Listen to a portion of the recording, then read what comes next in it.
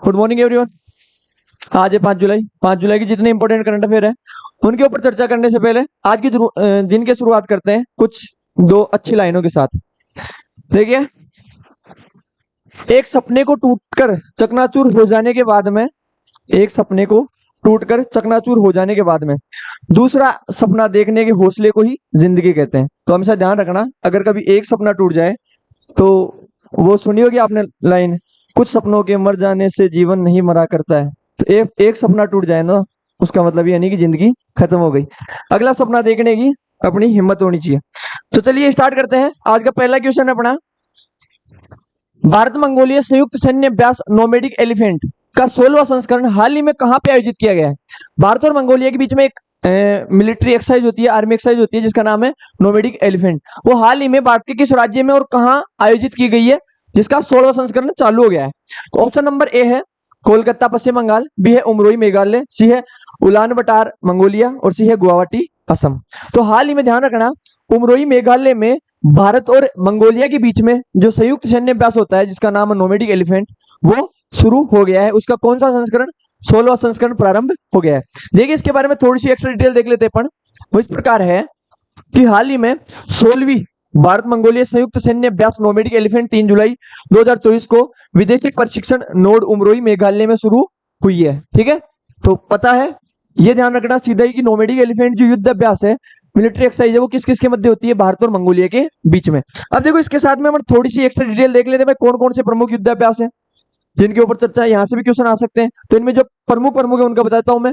वरुण भारत और फ्रांस, शक्ति भारत और फ्रांस, सूर्यकिरण भारत और नेपाल। इसके बाद में ध्यान रखना, गरुड़ शक्ति भारत और इंडोनेशिया। उसके बाद में हैंड इन हैंड भारत और चाइना। उसके बाद में खंजर भारत और किर्गिस्तान, मैत्री भारत और थाईलैंड, अजय योद्धा भारत और यूनाइटेड किंगडम। उसके बाद में लास्ट वाला है डेजर्ट ईगल भारत और संयुक्त अरब अमीरात। ये प्रमुख युद्ध अभ्यास है जहां से आपके एग्जाम में सीधा कोई भी वन लाइनर क्वेश्चन आ जाएगा, सीधा पूछ लेगा ये युद्ध अभ्यास किन किन देशों के मध्य होता है। आगे देखिए, अगले क्वेश्चन पे चलते हैं। अगला आपका आज का क्वेश्चन है, हाल ही में खबरों में रहा डाउन सिंड्रोम क्या है। एक बीमारी है डाउन सिंड्रोम जो हाल ही में चर्चा में रही है। आपको सीधा क्वेश्चन पूछ सकता है या साइंस से रिलेटेड क्वेश्चन पूछ सकता है कि डाउन सिंड्रोम बीमारी क्या है, कैसे होती है। ऑप्शन नंबर ए है गुणसूत्रों की कमी के कारण होने वाला एक आनुवंशिक विकार। दूसरा है एक अतिरिक्त गुणसूत्र या गुणसूत्रों के टुकड़ों के कारण होने वाली स्थिति। तीसरा है तंत्रिका तंत्र को प्रभावित करने वाला एक वायरल संक्रमण है। और डी है एक प्रकार का मांसपेशीय दुर्विकार। तो ध्यान रखना, हाल ही में जो डाउन सिंड्रोम चर्चा में रहा है वो एक अतिरिक्त गुणसूत्र या गुणसूत्र के टुकड़ों के होने के कारण होने वाली एक बीमारी है। ये गर्भावस्था के समय भी होती है और 10 साल के बच्चों में भी हो सकती है। वर्तमान में मेडिकल में अनेक सुविधाएं आने के बाद में ये 60 साल तक उम्र में भी हो सकती है।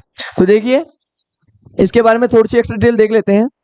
डाउन सिंड्रोम एक ऐसी स्थिति है जिसमें व्यक्ति के शरीर में गुणसूत्र 21 की एक अतिरिक्त प्रति हो जाती है, यानी 21 तो होते ही हैं, उनके अलावा एक अतिरिक्त जोड़ी और बन जाती है। वो स्थिति क्या होती है, डाउन सिंड्रोम। ध्यान रखना, 2500 साल पहले डाउन सिंड्रोम 2500 साल पुरानी बीमारी है।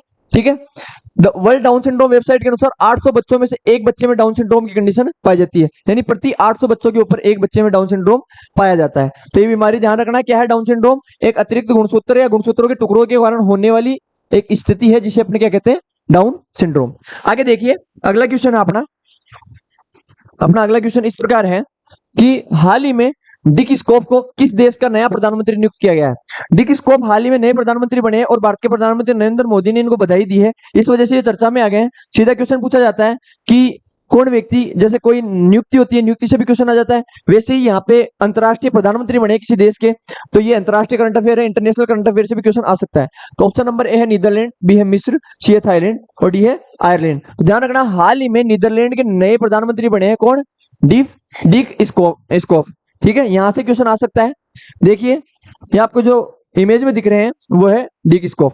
प्रधानमंत्री नरेंद्र मोदी ने नीदरलैंड के नए प्रधानमंत्री बनने पर डिक सूफ या डिक स्कोफ को बधाई दी है। तो यहां से ये क्वेश्चन भी इंपोर्टेंट हो जाता है। अगले क्वेश्चन पे चलते हैं। अपना आज का अगला क्वेश्चन है वो इस प्रकार है, निर्माण पोर्टल का शुभारंभ किसने किया है। निम्न में से किस केंद्रीय मंत्री ने निर्माण पोर्टल का शुभारंभ किया है। अभी बताऊंगा निर्माण पोर्टल क्या होता है।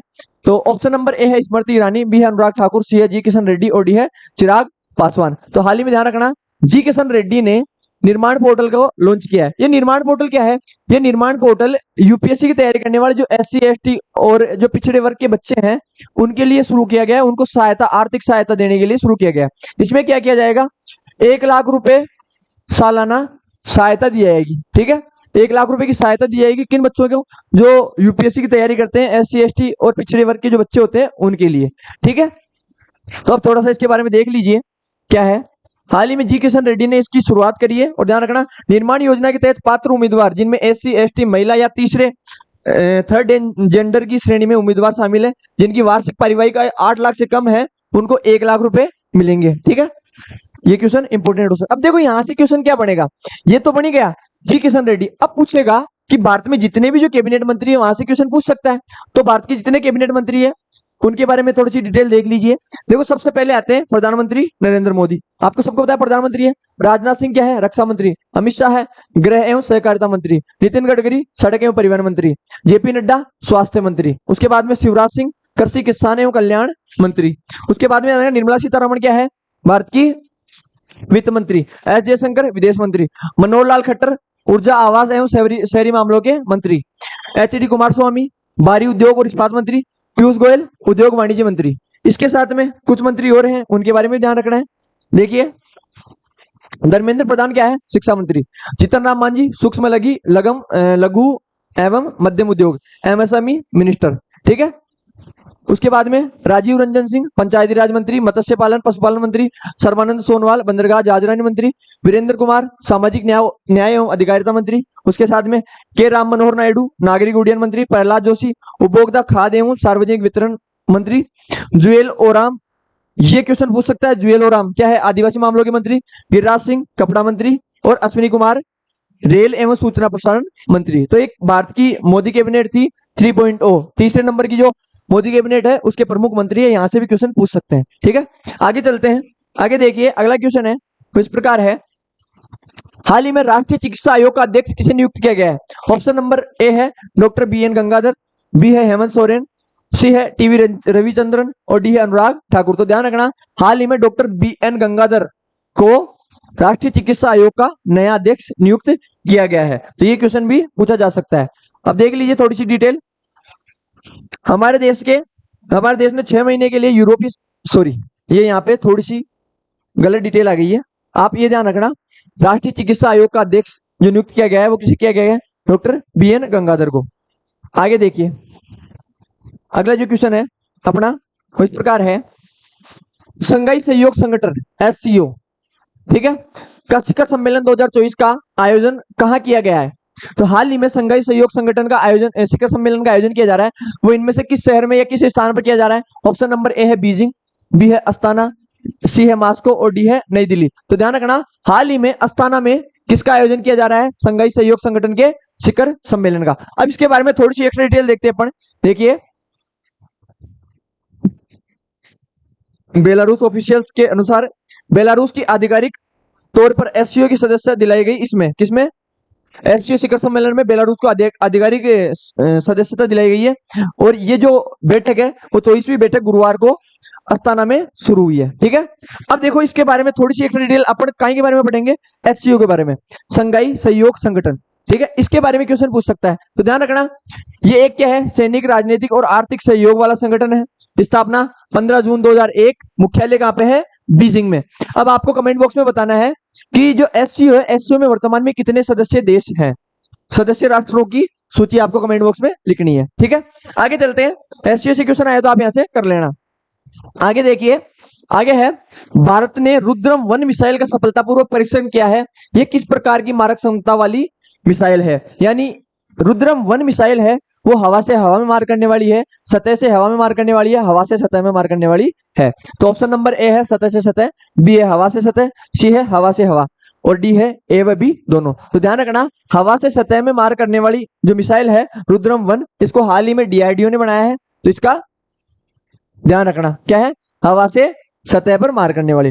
रक्षा अनुसंधान और विकास संगठन डीआरडीओ ने हाल ही में पहली स्वदेशी एंटी रेडिएशन मिसाइल रुद्रम 1 का सफलतापूर्वक परीक्षण किया है। ये क्या है? हवा से सतह पर मार करने वाली मिसाइल है। तो यहां से क्वेश्चन भी पूछ सकता है। अब यहाँ पे अपने सामने डीआरडीओ चर्चा में आ गया है, तो डीआरडीओ के बारे में थोड़ी सी डिटेल देखते हैं। देखिए, डीआरडीओ रक्षा अनुसंधान एवं विकास संगठन है। डीआरडीओ ये भारत की प्रमुख रक्षा नवाचार एजेंसी है। ये रक्षा मंत्रालय के रक्षा अनुसंधान एवं विकास विभाग के अधीन आती है। ठीक है, मुख्यालय डीआरडीओ का नई दिल्ली में है। ठीक है, डीआरडीओ भवन नई दिल्ली में इसका मुख्यालय है। आदर्श वाक्य क्या है? शक्ति की उत्पत्ति विज्ञान में है। ठीक है, अध्यक्ष कौन है? समीर वी कामत। ये ध्यान रखना, अध्यक्ष के बारे में पूछ लेगा। और इसकी स्थापना कब हुई? 1958 में। ठीक है, डीआरडीओ के बारे में जितने फैक्ट बन सकते थे वो अपन ने यहाँ पे देख लिए। यहाँ से क्या पूछ सकता है? स्थापना।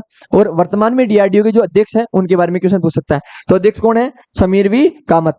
किस मंत्रालय के अधीन आता है? रक्षा मंत्रालय के अधीन। ये भी क्वेश्चन पूछ सकता है। आगे देखिए, अगले क्वेश्चन पे चलते हैं। अगला क्वेश्चन है, हाल ही में किसने संपूर्ण अभियान की शुरुआत करी है? संपूर्णता अभियान की शुरुआत करी है। इनमें से वो कौन सी संस्था है भारत का, कौन सा संगठन है जिसने संपूर्णता अभियान लॉन्च करा है? तो ऑप्शन नंबर ए है रक्षा मंत्रालय, बी है राष्ट्रीय चिकित्सा आयोग, सी है यूजीसी और डी है नीति आयोग। तो ध्यान रखना, हाल ही में नीति आयोग ने एक अभियान लॉन्च किया है जिसका नाम है संपूर्णता अभियान। तो ये क्वेश्चन आ सकता है कि संपूर्णता अभियान किसने लॉन्च किया है? नीति आयोग ने। अब देख लीजिए संपूर्णता अभियान क्या है।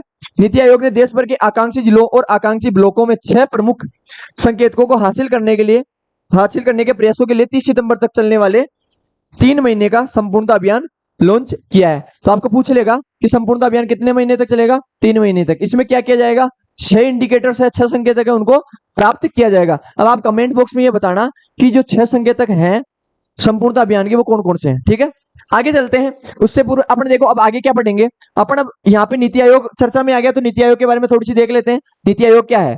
देखिए, नीति आयोग भारत सरकार की एक प्रमुख नीति थिंक टैंक जो देश के राजनीतिक दीर्घकालिक नीतियों और कार्यक्रम को आकार देने में महत्वपूर्ण भूमिका निभाता है। नीति आयोग क्या है? भारत सरकार का एक थिंक टैंक है जो थिंक टैंक के रूप में कार्य करता है। भारत सरकार को सुझाव देता है कि आपको कैसे कार्य क्या करना है। ठीक है, आगे देखिए, नीति आयोग न तो संवैधानिक संस्था है और न ही सांविधिक, यानी ना तो ये कानूनी संस्था है ना ही ये संवैधानिक संस्था है। ठीक है, आगे देखिए, नीति आयोग का पूर्णकालिक संगठन, यानी नीति आयोग का जो ढांचा है वो किस प्रकार है? इसके अध्यक्ष होते हैं भारत के प्रधानमंत्री, उपाध्यक्ष होते हैं, इनकी नियुक्ति प्रधानमंत्री द्वारा की जाती है। अब आप कमेंट बॉक्स में ये भी बता देना कि वर्तमान में नीति आयोग के जो उपाध्यक्ष हैं वो कौन है। ठीक है, उसके बाद में इसमें पूर्णकालिक सदस्य कौन होते हैं? राज्य मंत्री का दर्जा प्राप्त होता है। जो पूर्णकालिक सदस्य होता है उसको राज्य मंत्री का दर्जा भी प्राप्त होता है। अंशकालिक सदस्य अधिकतम 2 प्रतिष्ठित विश्वविद्यालयों, अनुसंधान संगठनों और अन्य प्रासंगिक संस्थानों से कुछ सदस्य चुने जाते हैं, जिनमें 2 तो जो प्रतिष्ठित विश्वविद्यालय होते हैं, यानी जैसे दिल्ली विश्वविद्यालय हो गया या और किसी राज्य कोई विश्वविद्यालय है उनके सदस्य, उनके अलावा कुछ संगठनों के सदस्य भी होते हैं। पदेन सदस्य होते हैं प्रधानमंत्री द्वारा नामित केंद्रीय मंत्रिपरिषद के अधिकतम 4 सदस्य, यानी प्रधानमंत्री नामित करता है अपनी जो कैबिनेट मंत्री हो उनमें से 4 सदस्यों को नीति आयोग में नामित करता है। आगे देखिए, मुख्य कार्यकारी अधिकारी, इन्हें प्रधानमंत्री द्वारा नियुक्त किया जाता है। अब मैं आपको एक बार थोड़ी सी और डिटेल बता दूं, ध्यान रखना, नीति आयोग का जो गठन हुआ था वो 2015 में होता। ठीक है, इससे पूर्व इसी नीति आयोग को अपन योजना आयोग के नाम से जानते थे। योजना आयोग को चेंज करके नीति आयोग बनाया गया है।